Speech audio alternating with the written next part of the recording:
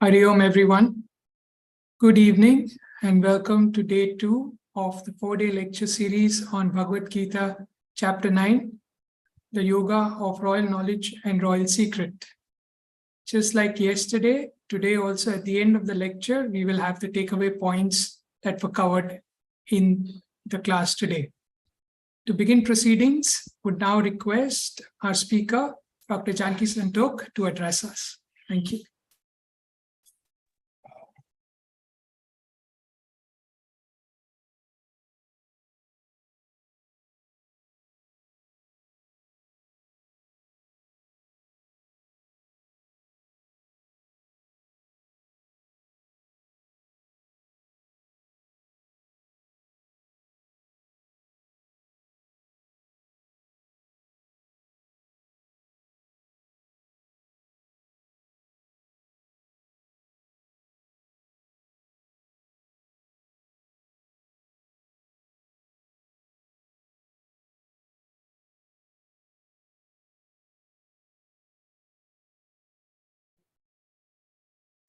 Sahanam bhavatu, sahanam bhunaktu, saha viryam karavavahai,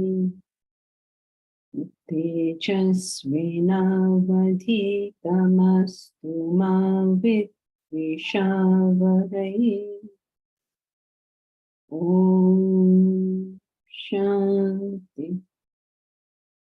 Shanti, Shanti.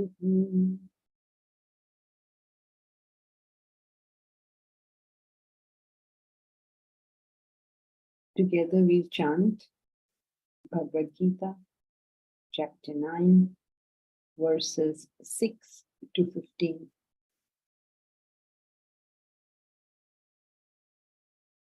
यथाकाशस्थितो नित्यं वायुः सर्वत्र गोमहान् तथा सर्वाणि भूतानि मत्स्थानीत्युपधारय सर्वभूतानि कौन्तेय प्रकृतिं यान्ति मामिकाम् कल्पक्षये पुनस्तानि कल्पादौ विसृजाम्यहम् प्रकृतिं स्वामवष्टभ्य विसृजामि पुनः पुनः भूतग्राममिमं कृत्स्नम् अवशं प्रकृतेर्वशात् न च मां तानि कर्माणि निबध्नन्ति धनञ्जय उदासीनवदासीनम् असक्तं तेषु कर्मसु मयाध्यक्षेण प्रकृतिः सूयते सचराचरम् हेतुनानेन कौन्तेय जगद्विपरिवर्तते अवजानन्ति मां मूढाः मानुषीं तनुमाश्रितम् परं भावमजानन्तः मम भूतमहेश्वरम् मोघाशामोघकर्माणः मोघज्ञानाविचेतसः राक्षसीमासुरीं चैव प्रकृतिं मोहिनीं श्रिताः महात्मानस्तु मां पार्थ दैवीं प्रकृतिमाश्रिताः भजन्त्यनन्यमनसः ज्ञात्वा भूतादिमव्ययम् सततं कीर्तयन्तो मां यतन्तश्च दृढव्रताः नमस्यन्तश्च मां भक्त्या नित्ययुक्ता उपासते ज्ञानयज्ञेन चाप्यन्ये यजन्तो मामुपासते एकत्वेन पृथक्त्वेन बहुधा विश्वतो मुखम्.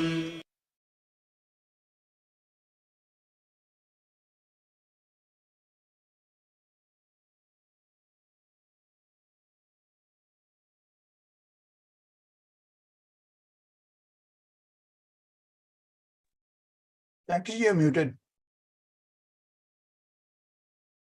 Thank you.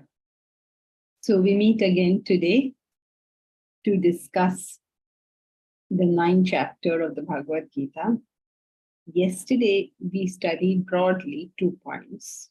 One, we studied something about the knowledge, and we studied something about the relationship between matter and spirit, Purusha and Prakriti, God and the world. So some relationship we studied. Now today also, we are going to continue studying a little bit about the relationship between matter and spirit. And then we will have to answer the question. I mean, we don't, he's going to answer the question. Why are we studying this? Why should we even know? Like, okay, this is a relationship between matter and spirit. So main kya karu? So he knows we will think like that. So the second part of today will be, why do we need to know this? So what did we study from yesterday? We studied about how easy this knowledge is, how it's directly perceivable. You don't need intercession of any kind. You, for yourself, will know the truth. You don't need anybody doing any kind of, there's no, what should I say, agent between you and God. You will know this for yourself. It's directly realizable. It is very easy to do. It's not difficult to do. It's very easy to do. It is something that will give us immense joy, and it will enable us to create joy for others. It is something that will give us tremendous success and will enable us to create success for others. And it will do finally the most important thing, which is take us to that ultimate truth, which is what a human being should be doing with his life. So this is something about the knowledge. Then he tried to explain to us, what is this knowledge about? It is explaining the relationship between man and God, between human and God, or between the world and God. So what is that relationship? The Lord supports it all. The Lord enlivens it all. But the Lord is not affected by any of it. So you can't say, oh, I'm going to do Hanuman Chalisa, and then the Lord will be very happy with me. No, it doesn't work like that. You can't do anything to influence the Lord. And he gave us an example, remember?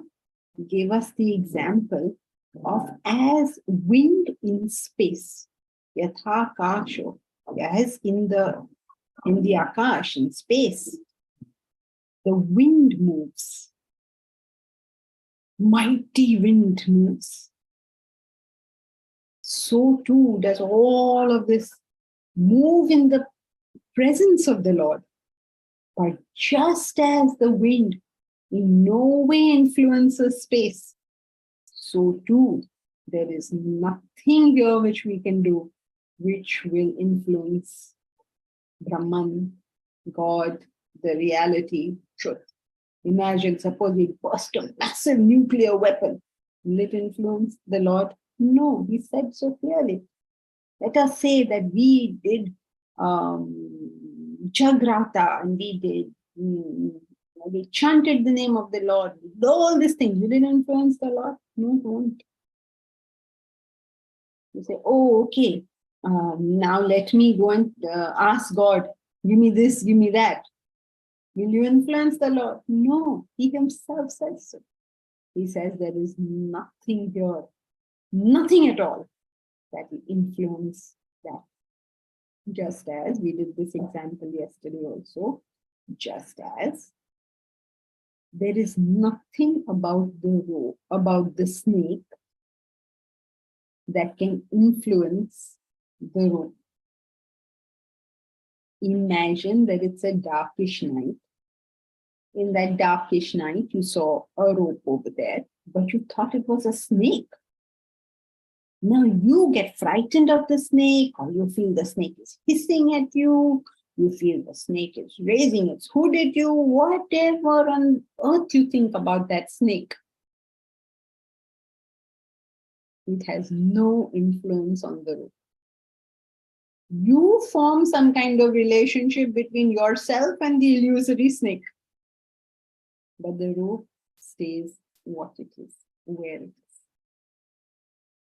Remember the second example about the mirage. There's a mirage in the desert. You see the water in the desert. You form some kind of relationship. You're longing for that water. You're running to that water. But not all the water of the mirage can ever wet the desert. The unreal has no influence on the real. And yet, without the real, the unreal cannot exist. It's an amazing relationship. It's an absolutely amazing relationship. So this is what he has done. This is where we have come up to yesterday, where we spoke about Yatha Kash Stita Nityam Vayu Sarvatra Go Mahan.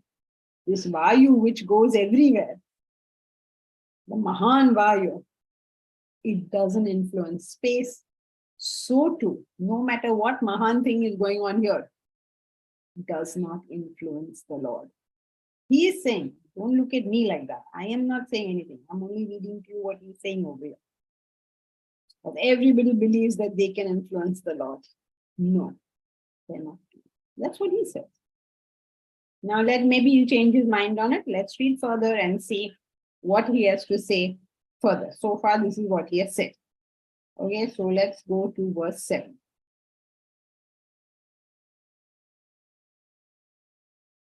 Sarva bhutani kaunteya prakritim yanti mamikam kalpakshaye punastani kalpadau vrisrujamyaham. Sarva bhutani kaunteya prakritim yanti mamikam kalpakshaye punastani kalpadau visrujamyaham. Sarva bhutani kaunteya, O Kunti Putra, another name for Arjuna, very affectionately calls him Kunti Putra, Kaunteya. Sarva bhutani prakritim yanti mamikam. All bhutani, all the beings enter my prakriti. When do they do it? Kalpakshaye. When the kalpa comes to an end. Punaha tani kalpadau, at the beginning of the kalpa, srijamyaham, I bring it forth again. All beings close into, at the end of a kalpa. You've all heard of it. You've heard of this. It's a very famous notion that we have, that there will be a pralaya and everything is going to be destroyed. He talks about it. He says, when pralaya happens, then all the world will enter my prakriti. And then with the beginning, what will happen? It will rise forth again. This is how the Indians in a bygone era had worked out cosmological time.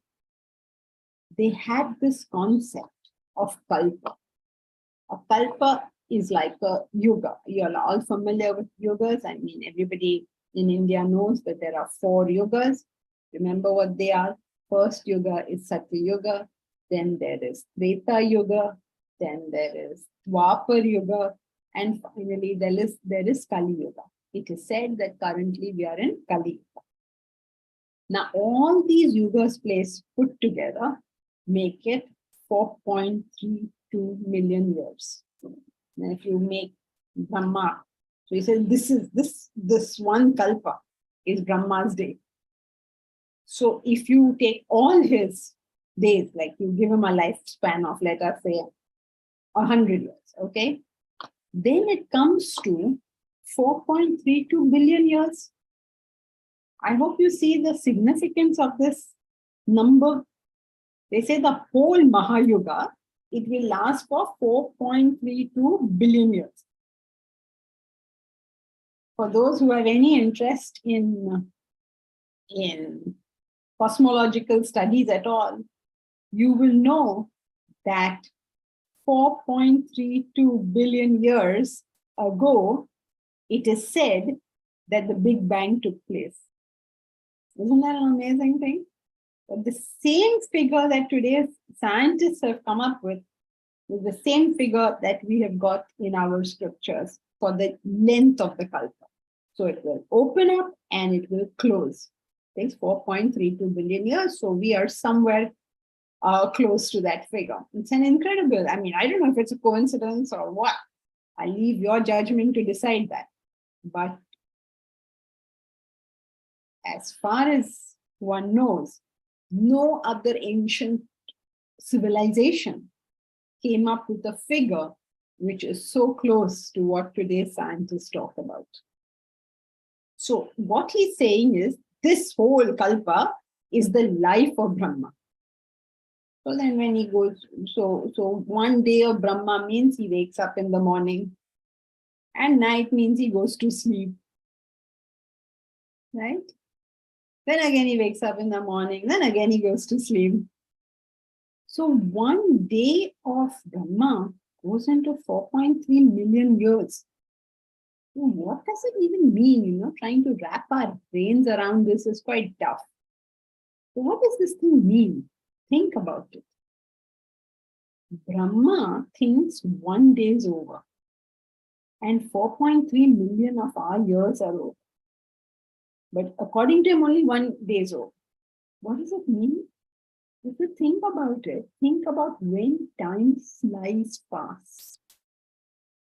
Time flies when you're having a good time, when you're happy. Time goes very slowly when you're miserable, right? So Brahma is 1 day. What he thinks of as 1 day is 4.3 million years for us. That means his happiness, means the happiness in heaven, is 4.3 million times ours. That means if you have an ice cream in heaven, you'll get 4.3 million times more happiness. Everything will be 4.3 million. So why do they show his day like that? To show that he lives in so much bliss. So, O Kaunteya, at the end of a kalpa, all beings enter my property.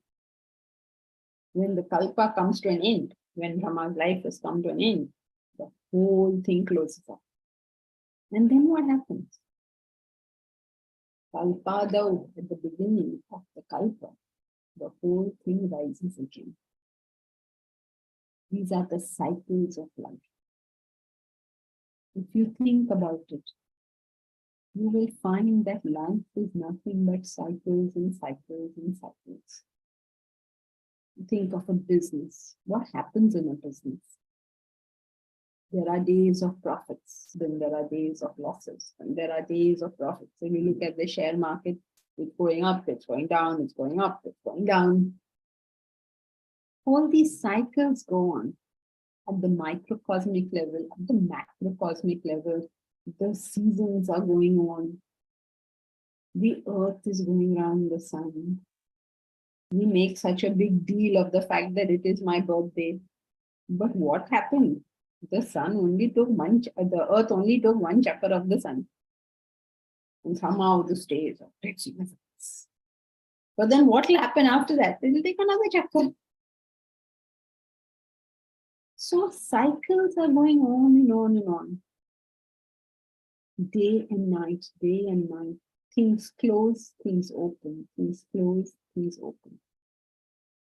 When they close, where do they go? They go to him. When they open, where do they come from? They come from him. So that's what he's saying. Oh, Kaunteya, at the end of a kalpa, all beings enter my prakriti. At the beginning of a kalpa, I bring them forth again. You are all probably familiar that the story in our country is that when it opens all out, it is Satyuga. It's the best of times. And then slowly it deteriorates, it becomes Treta Yuga. Then it deteriorates, it becomes Dwapara Yuga. And then it really becomes very bad and becomes Kali Yuga. So this is what they say to us. What does all this mean? If you think about it logically, what is it all supposed to mean? Because it's supposed to be Vedanta, it's supposed to be philosophy, it's supposed to be a logical something. You don't randomly make any statement of your choice. So what does this mean? If you think about it, you realize that anything that begins in Satya Yuga. Isn't it? When you first get married, Satya Yuga. When you first start a business and you start working together as a team, Satya Yuga. Right in the beginning, when anything begins, it begins blissful. Everybody works together. Everybody works hard. Everybody is in together. We as an institution, we are new. And because we are new, or relatively new, we're all together, we all work together, we put all our efforts into everything. And then what will happen after some time? After some time, some kind of friction will start. And then weapons will start being created. And then what happened? The weapons will get better and better. Because development is taking place, weapons will get better and better. Weapons are getting better.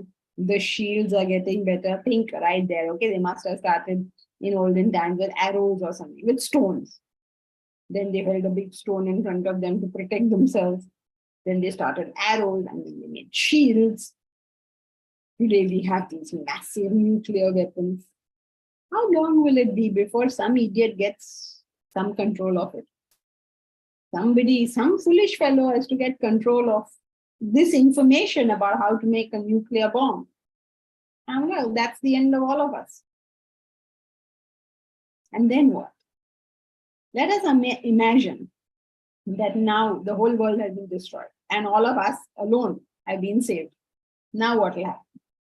Now again it will start. Again we'll be very cooperative with each other. We have to be, right? Otherwise we won't survive. So we'll again start cooperating. Again we'll start becoming good with one another. Again everything will start. Satya Yuga has come back. So these cycles go on and on. And he's saying that it is out of my power that these cycles keep going on. So this verse is only telling us that these cycles are going on. Okay, now what is his relationship with the cycle? Verse 8.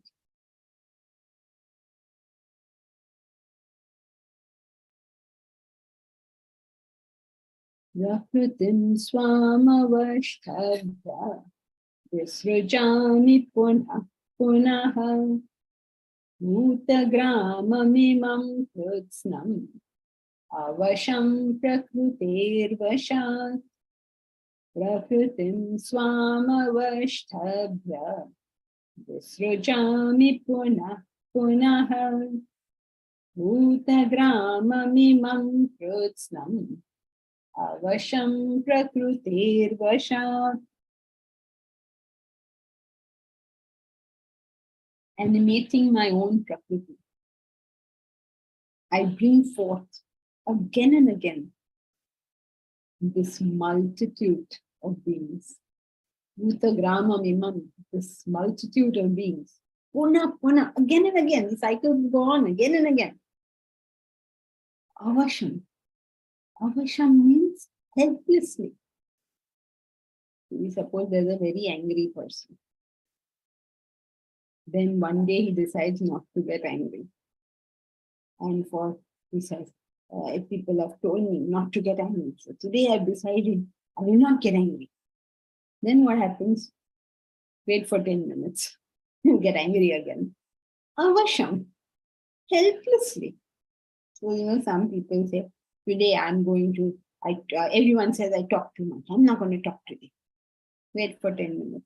Helplessly. That person will speak. All along, helplessly, whoever we are, whatever we are, will helplessly start manifesting. If you're a business person and you even go to an ashram, you may start thinking, lots of foreigners come here. We can start a good business here, good opportunity here. Helplessly, those thoughts will come, helplessly. So he says, I bring forth these beings. Avasham. Avasham means helplessly. Now, what is important here, he says, by the force of Prakriti. I hope you're noticing how he's going back and forth on this. On one hand, he claims to be doing it. He claims to be running the cycle. And then he says, all this is happening by the force of Prakriti.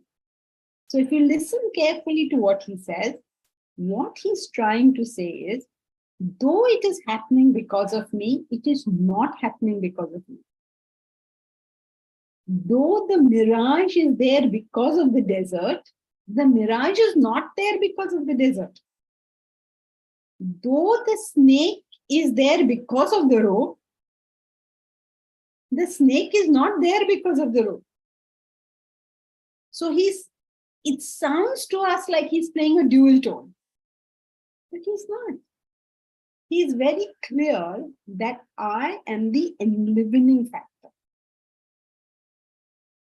If you see a bulb, the bulb gives light. If I ask you, where is this light coming from? You can say, when does the light go away? The light goes away when electricity is gone. So if there was no electricity, that light cannot give, that bulb cannot give light. Correct? If there is no electricity, the bulb cannot give light. But is the light coming because of the electricity? No. Suppose that electricity was passing through a washing machine. Will you get light? You won't get light. Suppose it's passing through a mic. Will you get light? No, you get sound. So though the manifestation is because of the primary source, that particular manifestation, whatever it be, has got nothing to do with the primary source. I hope that is clear. The Lord enlivens everything, just as electricity enlivens all gadgets of electricity.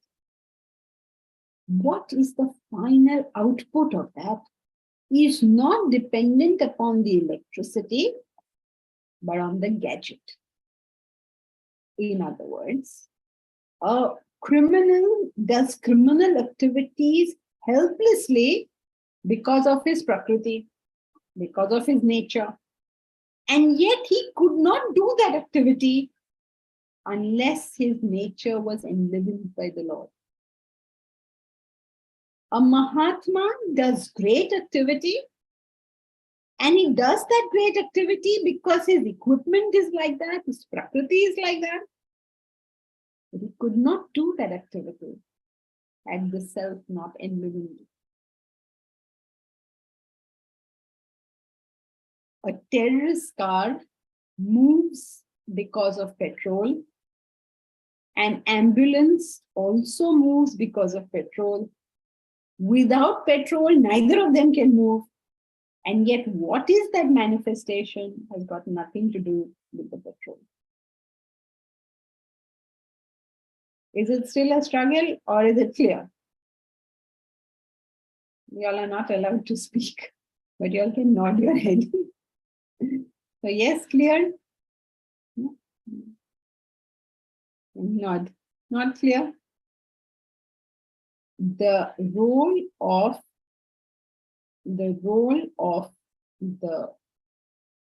God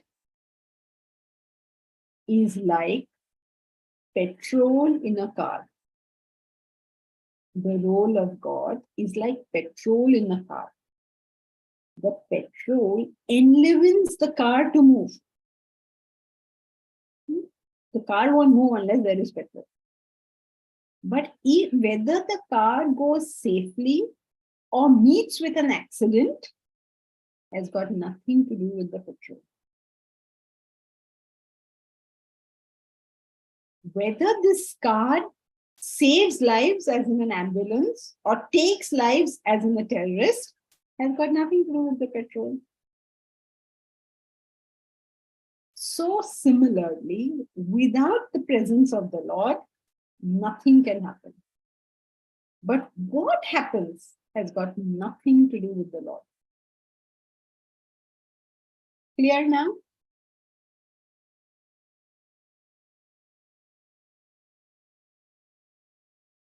I'm seeing you all are raising hands, but I cannot take questions because we have 4 days to finish this topic.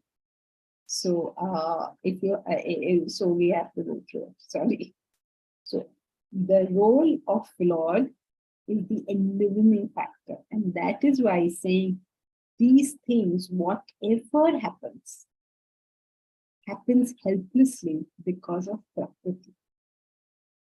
A businessman is helplessly a businessman. A hot-tempered person is helplessly a hot-tempered person. A noble person is helplessly a noble person. You know, there's a story about a sage who saw a scorpion drowning in water. So he picked the scorpion up. And the story goes that the scorpion stung his hand. So he dropped it. Obviously, he fell back into the water. And then when his sage saw that he was in the water, again he picked him up. Again the scorpion stung. Again, out of instinct, he dropped the thing. Again he's in the water. Again the sage picked him up from the water. Again the scorpion stung him. Again he dropped it. So there was a passerby. He said, "What are you doing? Why are you picking up that scorpion? He's only stinging you." To which the sage replied, "What can you do, bichara? That's his nature. That's his Prakriti. That's how a scorpion is." So the passerby said, "Acha Baba, theek hai. That is his Prakriti. But why are you picking him up?" To which the sage said, "That's my Prakriti." The sage has to helplessly do his good deeds, and the scorpion has to helplessly do his deeds. So that's what. Now let's read this verse again. "Animating my own Prakriti, I bring forth again and again this multitude of beings helplessly by the force of Prakriti." Prakriti refers to vasanas. Vasanas means our unmanifested desires. Whatever vasanas we have, whatever unmanifested desires we have, those desires will helplessly keep coming to the surface. If I am interested in mathematics and I go to sleep tonight, my desires will go to the unmanifested form. And then tomorrow morning when I wake up, what will happen? Again, the desire for mathematics will rise. And then again, if I go to sleep at night, when I go to sleep at night, again, desire is gone from me. When I get up in the morning, again, and again, and again. As long as those vasanas, those desires exist, helplessly will I be functioning in that manner. What can anyone do? This is just the way it is. What is the Lord's role? The Lord's role is animating, enlivening, giving the power. What is the role of the Prakriti? To make it what it really is. The Prakriti of the rose is to be a rose. The Prakriti of an oak is to be an oak. The Prakriti of a cat is to be a cat. The Prakriti of a dog is to be a dog. The role of the Lord is merely animating, enlivening, giving the power. But what will show, what is the product of that, is based on the gadget, the equipment it goes through. Just as electricity going through a bulb gives you light, the same electricity going through a microphone gives you sound. Okay? Helplessly by Prakriti will it keep on showing up, whatever it is. So far, so good. Shall we go to verse 9? He's still explaining to us the relationship. Nacha mam tani karmani nibhadnanti dhananjaya udasina vadasinam asaktam teshu karmasu. Nacha mam tani karmani nibadnanti dhananjaya udasina vadasinam asaktam teshu karmasu. Nacha mam tani karmani, those acts, mam, na nibadhyanti, they do not touch me. O Dhananjaya. Dhananjaya, Arjuna, another name for Arjuna. He's called Dhananjaya because he won so much dhanam. He won so much wealth for this country. So he was a victor of wealth. See, for his nation, for his country, he went out on these exploits, on these wars, and came back with all the spoils of war for his country. So there's a sort of fun on this saying, what is the use of all that external wealth if you can't understand this simple idea? Nacha mam tani karmani nibadnanti dhananjaya. Those actions, whatever actions are caused by Prakriti, whatever actions are caused by Vasanas, they have no effect on me. Whenever a prophet uses the first person plural, when they refer to me, to I, he refers to the self. He means the self. He means God. He means the truth, the reality. Now, we also use I in very many different ways. When I say I am feeling hot, I'm referring to my body. If I say I am feeling happy or unhappy, then I'm referring to my mind. If I say I'm intelligent or I'm stupid, I'm referring to my intellect. So whenever I use the word I'm referring to some aspect of myself.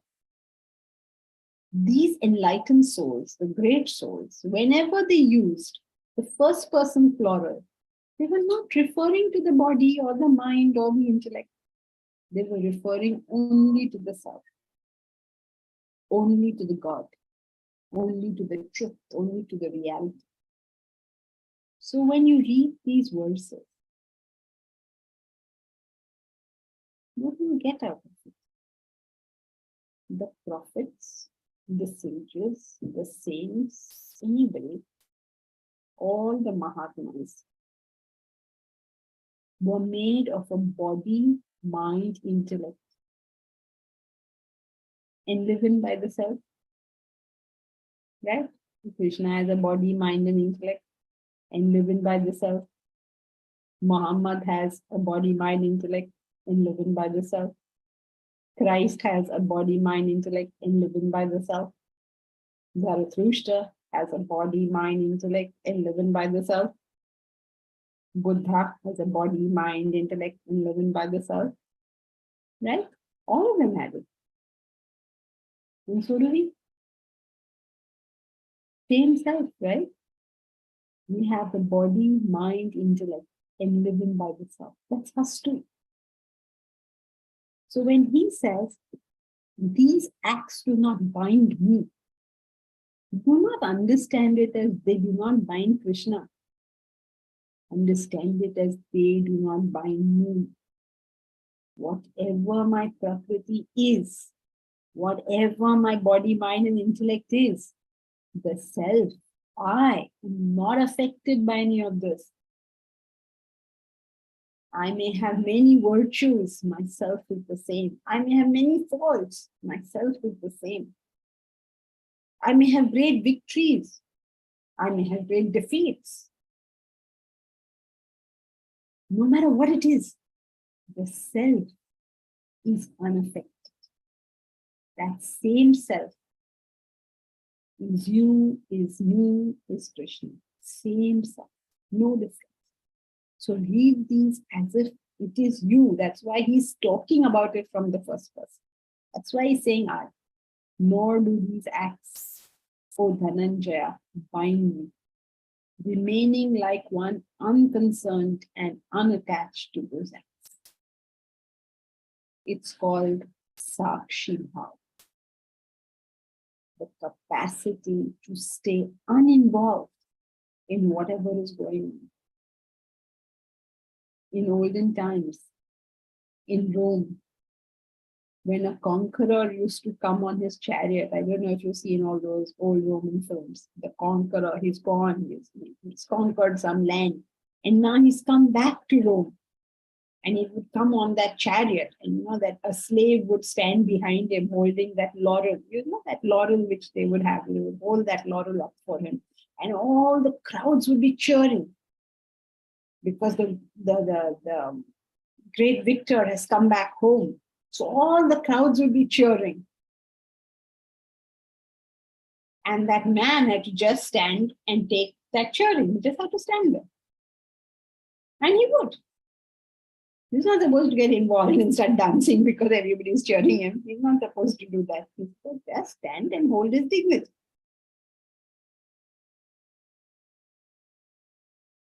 But as the cheering would grow, slowly the person could get involved, right? Such a big, like suppose our team has come back from abroad and everybody's clapping. Slowly they start getting involved in the glory of success. That slave behind him, you know, that conqueror as he comes in on his chariot, that slave behind him, he used to keep repeating these words. Memento mori, memento mori. Memento mori means remember, you are a mortal.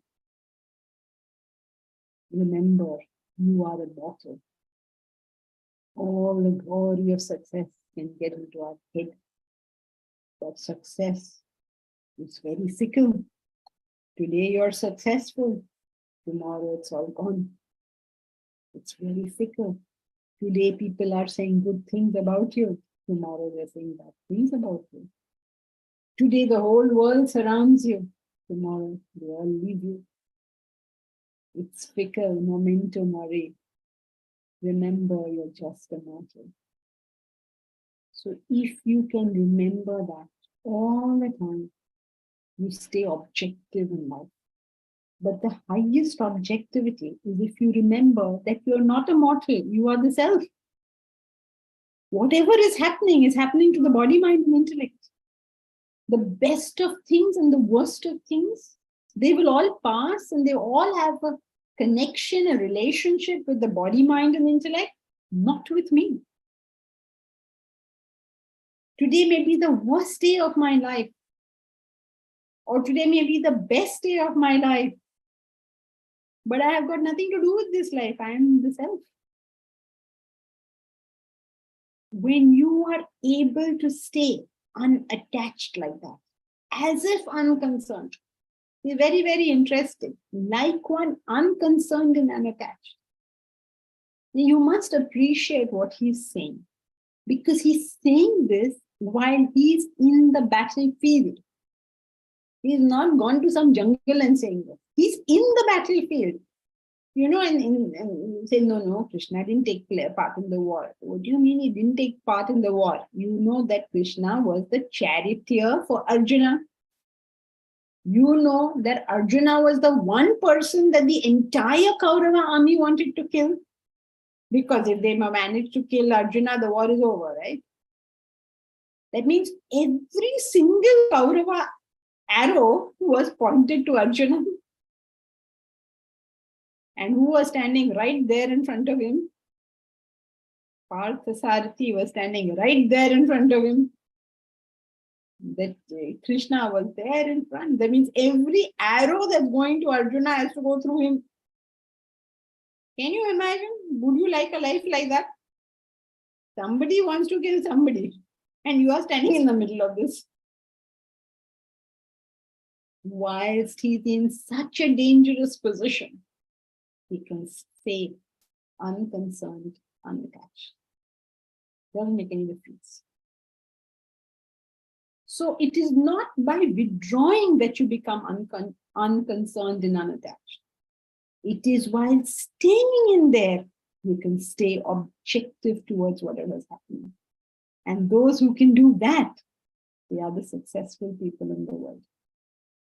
An Apollo mission, how that mission, that whole, that module of theirs stopped working. They were on the way to the moon and their module stopped working. And there was hardly any oxygen left. And the captain is able to see this is happening. You all know the famous story. And therefore he said his very famous words at that point. So when he realized that this, they all, the three of them are on their way to the moon, their module is collapsing, they're on the way back and the module is collapsing, there's no oxygen. And what did the captain say? Those are his famous words, remember? He radios and he says, Houston, we have a problem. That's it. And because he's able to keep his calm like that, he was able to bring himself and his crew back to earth. But we can't keep our calm. And so when we meet with bad situations, we end up making them worse. There was a lady. She heard a loud scream from the kitchen. What had happened in the kitchen is this lady had dropped the silbatta on her foot. So she screamed. Can you imagine? The silbatta is a stone that they used to grind. I'm telling our Parisian friends. They'll be wondering now what is a silbatta. So the stone is used to grind and you drop it. So it was a horrible scene, right? So that lady screamed. So there's another lady in the house who came running to see what the matter was. She saw that. All blood splattered, that poor lady's leg hurt, and she fainted. Fainted. Now a third person has to come and take care of two patients. This is what happens when you're not able to maintain your objectivity. So when you are able to maintain your objectivity, you're able to handle a situation. Then how do you maintain your objectivity? Remember, you have nothing to do with the joy or the sorrow, the success or the loss. Nothing. You are the self. And none of this actually matters. When you are in a dream and you're dreaming, whatever you're dreaming, and you go up and down with the dream. Suppose you're sleeping carefully, peacefully in your air-conditioned room in your home, but you're dreaming that you're so poor and you have no food to eat, and you get so carried away with all of that. All you need is the memory that you are sleeping very comfortably at home in your air-conditioned bedroom after a full meal.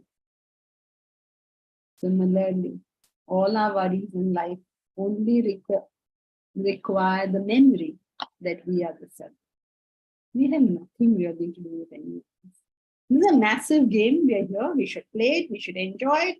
Just like Krishna did. He's a philosopher who comes laughing and joking and dancing. He is not sitting down and crying about it, because he remembers who he is. And we will be in exactly the same position if we remember who we are. But if we go and attach ourselves to this body, mind, intellect, all their problems will become problems. When the body feels hot, I will be hot. When the mind feels sad, I will be sad. When the intellect feels like it doesn't understand, I feel I have not understood. You are the self. You are full knowledge, full happiness, and full dynamism. You don't have to look down on yourself in any way for any reason. So that's what he's saying. Nachamam tani karmani nibadhanti dhananjaya. All these karmani, all these actions, no nibadhanti, they do not bind me, they do not touch me. Udasina. Asaktam. Teshu karmasu. In those acts, I am unconcerned and unattached. I don't have to leave things to be happy. I don't have to leave a situation to be peaceful. I can be there and be peaceful. Mahatma Gandhi used to say, any fool can be happy. Any fool can find Shanti and Shanti. You have to learn to find Shanti in Ashanti. How do you do that? Remember you are the same. First step.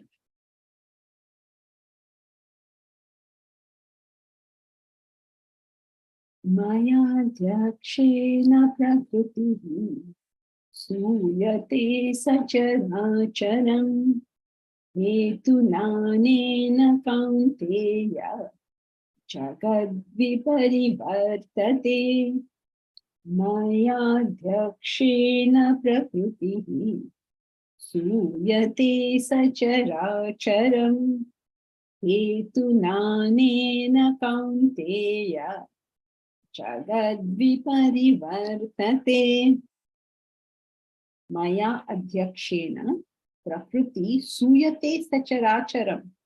By my Adhyaksha, Adhyaksha means presiding. Prakriti produces the moving and the unmoving. Okay, so if you're watching how he says, I do it all. Then he says, I animate it and Prakriti does it. And now he completely gives up the whole thing. He says, by my presiding.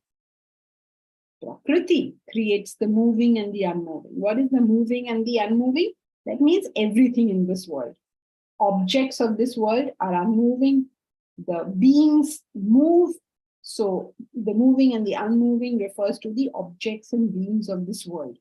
So Prakriti creates the moving and the unmoving. I am merely the Adhyaksha. I am merely the president. Like our president of India, right? The parliament is doing whatever they are doing. So the slide has changed, Amita.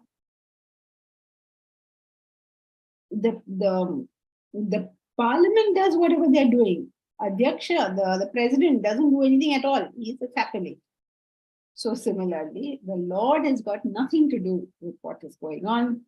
Prakriti is doing all that is there. Then what does the Lord do? He merely envelopes. So if you understand what he's talking about, how is the world created? It is spirit and matter. This combination creates the world. Just as how is light created? The combination of electricity and the bulb creates light. So electricity says, look, I merely give the power. The light is because of the bulb. So he's just explaining this to us. He's taken quite some time to explain this idea and said it in various ways. So I hope it is clear. Slowly, slowly, slowly he built up. Clear, everyone? So all these verses have been saying, okay, great. Wonderful. So let us go to verse 11, because now he says, what happens if you don't understand this? avajananti mam mudhaha manushim tanumashritam param bhavamajanantaha mama bhutamaheshwaram avajananti mam mudhaha manushim tanumashritam param bhavamajanantaha mama bhutamaheshwaram. Like we had discussed right at the beginning of this lecture today, that the largely two points. One is the relationship between Prakriti and Purusha, between matter and the spirit. And secondly, its consequence to us. So it's a avajananti. Avajananti means not knowing, ignoring, disregarding, not caring about me in that combination. Remember what he told us? It's a combination. There is spirit, there is matter. Everywhere in the world, there is never a time you're seeing only one or the other. Whatever we see at all times is just the combination of spirit and matter. So not regarding me, ignoring the spirit aspect of it and seeing only the matter. Such people, he calls them mudhaha. Mudhaha means foolish people, silly people. Tanum ashritam. Tanum is a form. In every form, what is ashritam? What is dwelling? In every form, in everywhere that you see, the self is dwelling. If you see a rose, the self is there. If you see a cloud, the self is there. If you see a human, the self is there. Tanum ashritam. In every form, everywhere, there is the Lord there. When you see a mosquito, the Lord is there. When you see a cockroach, the Lord is there. There is no place where he is not. Avajananti mam mudhaha. The fools who disregard this, who don't care about the Lord being there.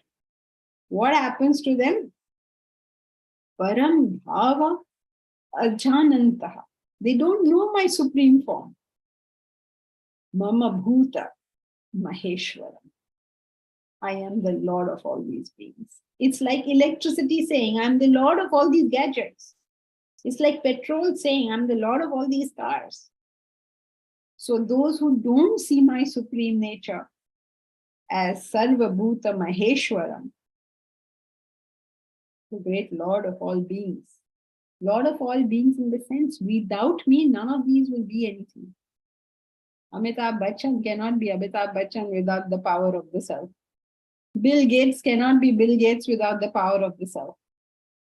Chandrayaan cannot go there without the power of the self. So, but we ignore the self. And our whole attention is on the material aspect. Such people are fools.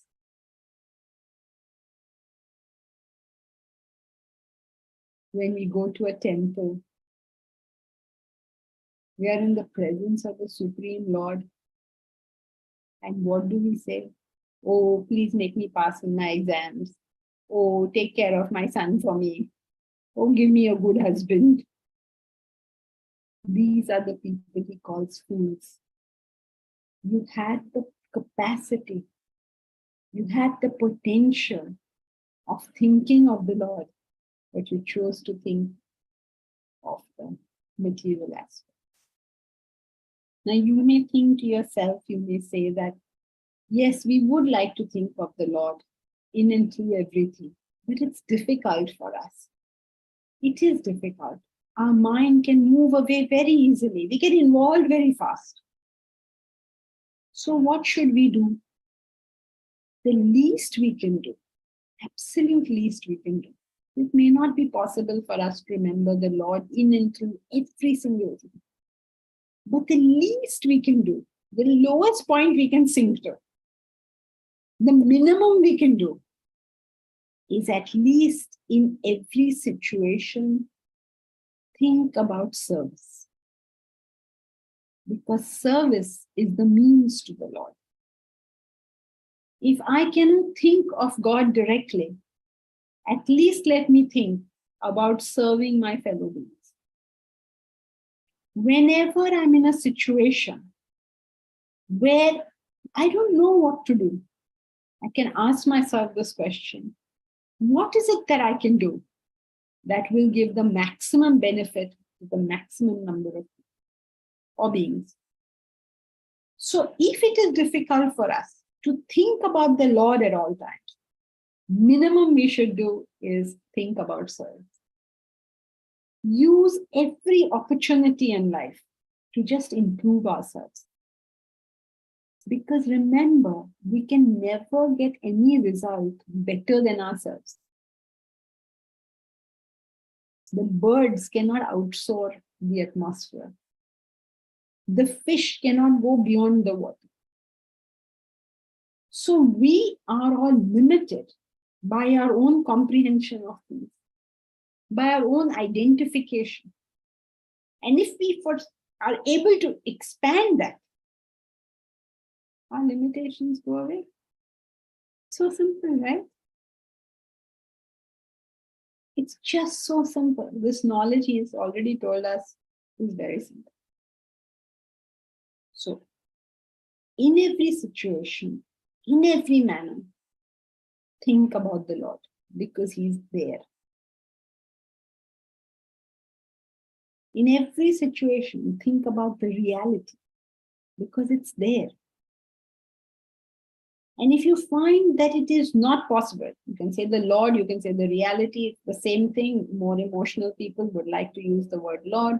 More intellectual people would like to use the word reality. They don't like the word God. They say, no, you must say reality. Okay, use reality. If you like reality, use reality. If you like Lord, use Lord. Whichever one, doesn't matter which one you use, but focus on the higher in everything. And if we can't focus on that absolute higher, at least we should focus on service. And if you say, no, even service sometimes is difficult for me, then work on self-improvement. If I can do only a little service, let me do slightly more. If I can care only for myself, let me care for my family.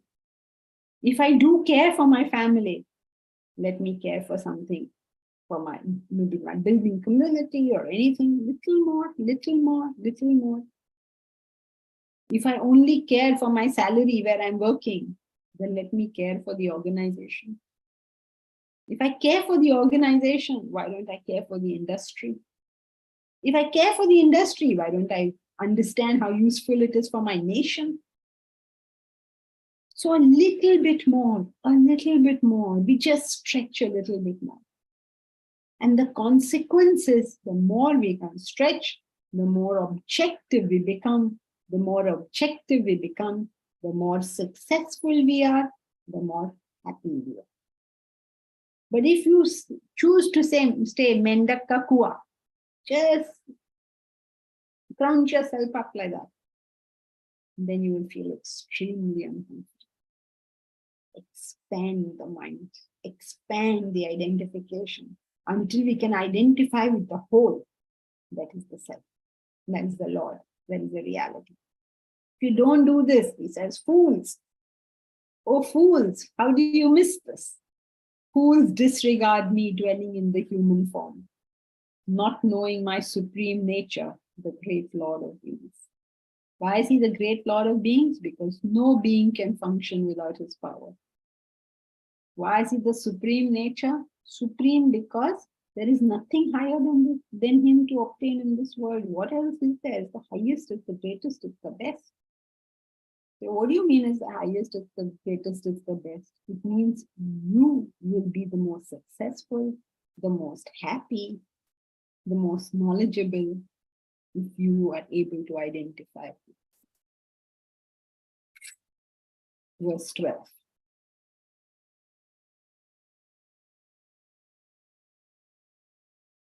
Mogha shamogha karmanaha mogha jnana vichetasaha Rakshasīmāsūrīṃ chaiva prakritim mohinīṃ shritāha moghāśāmoghakirmāṇah moghajñānāvichetasah Rakshasīmāsūrīṃ chaiva prakritim mohinīṃ shritāha. But if you refuse, if you're not able to understand that concept, then he's telling us what happens to these fools. People who get involved in pettiness, in the very, very small, when they have the whole universe in front of them. What happens to them? Mogasha, Mogha Karmana, Mogha Jnana, Moghashaha, the desires which are in vain. Mogha Karmanaha, actions which are in vain. And Mogha Jnanaha, knowledge which is in vain. Rakshasim Asurim. It's like a Rakshasa and an Asura. Mohinim Shritaha. Completely deluded about life. Let's understand what is Moghasha. These are all pursuits which are useless to us. Moghashaha means you have hopes that are meaningless. Actions that are pointless. And knowledge which is useless. You know, when a boy is born, everybody has all these hopes. Some hope my son will be a doctor, engineer. Some hope that my son will take care of me when I grow old. Some hope कि ये हमारे whatever चिराग है, हमारा वंश का दिया चलाएंगे, that they will continue our name. Moghasha. You really don't know. You don't know when that child is born. What is the prakriti of that child? What will that child want to do? How many parents have been so disappointed, so upset, so unhappy because the children want what they wanted. So whose fault was it? Is it the child's fault for not being what their parent wants? Of course not. Remember? Avasham prakriter vashat. Avasham, helplessly will people function by their prakriti. Why do you have these false hopes from people? You cannot hope that, you can't hope that, see, oh table, I like you very much. I love you, oh table. Therefore, table, you must love me back. Moghasha. It's not happening. What would you say to a person who says, I love this table so much, itna uski dekhbhal ki. So much I looked after the table, so much I loved the table. But the table never loved me back. Forget love me back, kabhi namaste bhi nahi bola. Moghasha. What kind of foolish hopes do we have? Some people hope, I will make a lot of money and then I will be a very happy person. Moghasha. Some people say, I will be so successful. I will reach this height and that height. Moghasha. Because, firstly, you cannot guarantee that you will get that thing. Secondly, having got it, you cannot guarantee that that thing will stay with you. And thirdly, if you get it, you cannot guarantee that it is going to behave like you want it to behave. All married people know this, right? Everybody has found out. No, people will do what they do.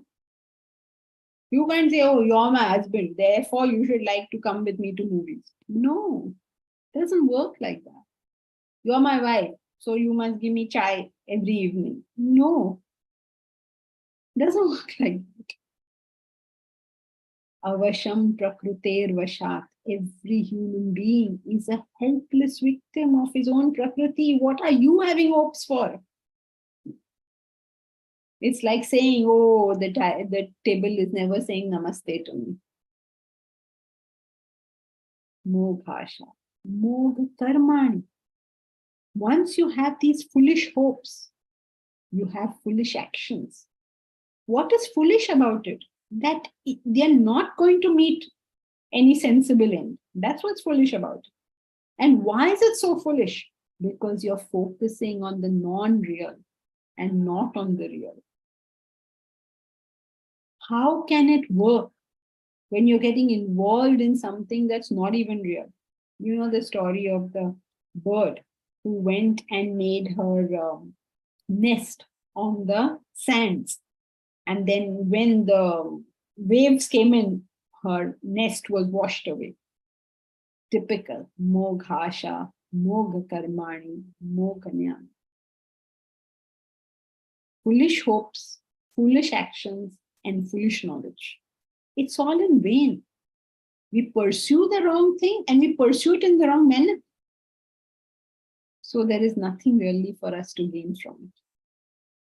These people are senseless. They are the delusive prakriti of Rakshasas and Asuras. What is the prakriti of Rakshasas and Asuras? Rajasic and Tamasic. Those who are Rajasic and those who are Tamasic will make various kinds of errors and therefore find various kinds of failures and problems in life. We never seem to realize that I have these failures, I have these problems, I have these issues because of the kind of person I am. Once I get this in my head, my life takes a different route. So the next verse now compares the wise people. What do they do? Verse 13. Mahatmanastu mam partha daivim prakritimāśritaः bhajantyanañamanasaha nyātvā bhūtādimavyayam.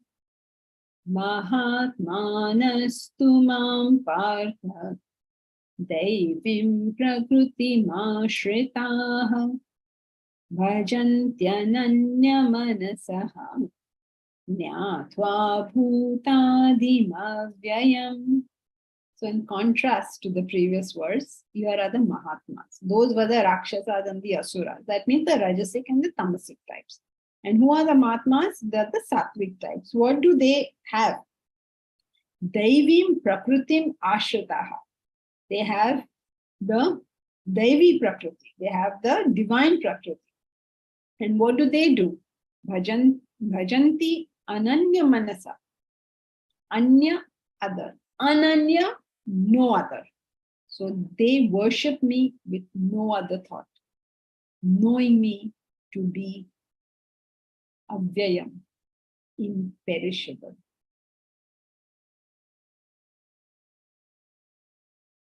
If you chase the imperishable,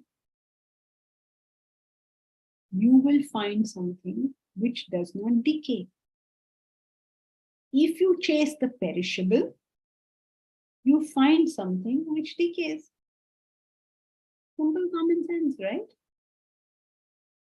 That's why they say this is the easiest subject in the world. When our focus is on the changing objects, the objects change. When our focus is on the unchanging, it stays. If I am dependent on the changing, such as changing, what do you do for me? That is changing. Correct? But when I focus on what can I do for you, That is more permanent. How may I serve you? That is more permanent. How can I use the situation to improve myself? That is more permanent. If I focus on the self, it's the ultimate permanence. If I focus on the permanent, I get the permanent. If I focus on the impermanent, I get the impermanent. Quite simple, right? So he says, how foolish are we that we want the changing and we get the changing and then we cry, it changed. Isn't that terribly foolish? So, what did we study today? We have studied the relationship between Prakriti and Purusha, and what are the consequences of knowing this or not knowing this. All right? And so you'll see a few of the main points on your screen now.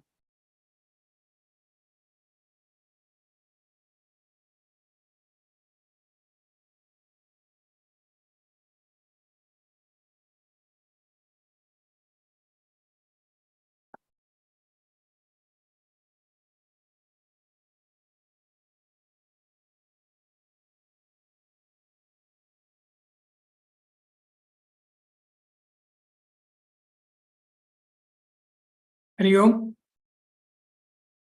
Everyone can see the points from today's lecture on the screen. These points would also be shared in the respective WhatsApp group.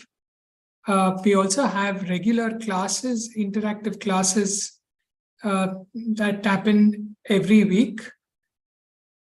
If anyone has more questions, wants to continue their study, you can join any of these classes. In addition, if there are any questions on the lectures that have transpired today and yesterday, you can send your question to this number on the screen now. We thank Janki ji for taking us through the lecture today and hope to see you all tomorrow. Thank you.